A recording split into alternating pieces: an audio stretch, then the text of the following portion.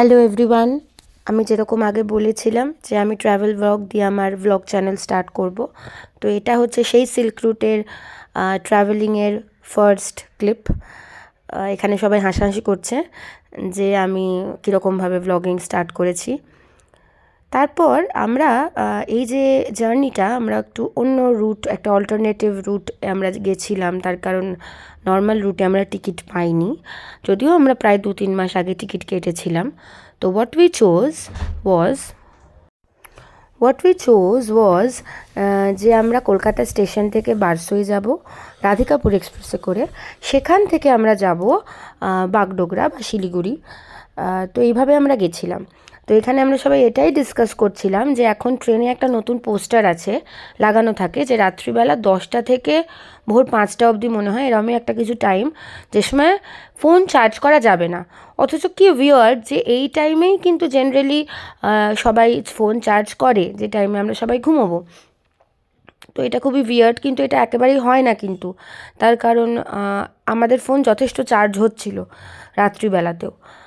তো এরপর এই যে ট্রেনটাতে করে আমরা গেলাম, সেই ট্রেনটা কিন্তু প্রায় 3:30 পৌনে 4টেতে বারসইতে নামায়। তো এখন আমরা ভোরবেলা একদম উঠে পড়েছি এবং আমি এটাই দেখাচ্ছি যে ট্রেনের জানালাতে, যদিও এটা ফার্স্ট ক্লাস কম্পার্টমেন্ট ছিল, ট্রেনের জানালাতে কতটা নোংরা ছিল।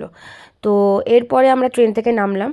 তো ট্রেন থেকে নামার পর একটা খুব ইন্টারেস্টিং ঘটনা ঘটে যে আমাদের পরের ট্রেন ছিল নর্থ ইস্টার্ন এক্সপ্রেস, কিন্তু সেটা প্রচুর লেট ছিল, মানে প্রায় 2-3 ঘন্টা। সো হোয়াট উই ডিড, যেটা একদমই মানে রুলসের এগেনস্টে,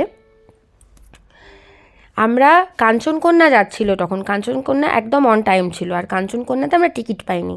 তো আমরা কি করেছি, উঠবো না করতে করতে ট্রেনে উঠে পড়েছি।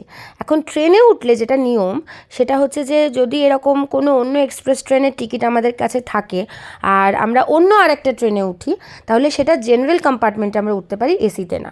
কিন্তু আমরা এখন এসিতে উঠে পড়েছি। তো আনফর্চুনেটলি পরের প্রায় 2-3 ঘন্টা আমাদের টয়লেটের সামনে দাঁড়িয়ে আসতে হয়, যেটা আমি কাউকে সাজেস্ট করব না। যদিও এইটা করার জন্য আমাদের জার্নিতে প্রচুর হেল্প হয়েছিল, বিকজ আমরা অনেকটা তাড়াতাড়ি পৌঁছে গেছিলাম। আমরা এখান থেকে দার্জিলিং গেছিলাম এবং আমরা প্রায় 10টার মধ্যেই দার্জিলিং পৌঁছে গেছিলাম। আর এর জন্য আরও থ্যাঙ্কস দিতে হয় আমাদের ড্রাইভারকে, সে একদম অন টাইম বাগডোগরাতে পৌঁছে গেছিলো টু রিসিভ আস। তো চলো পরের ব্লগগুলোয় তোমাদের সঙ্গে দেখা হচ্ছে। Stay tuned and please subscribe to my channel. By.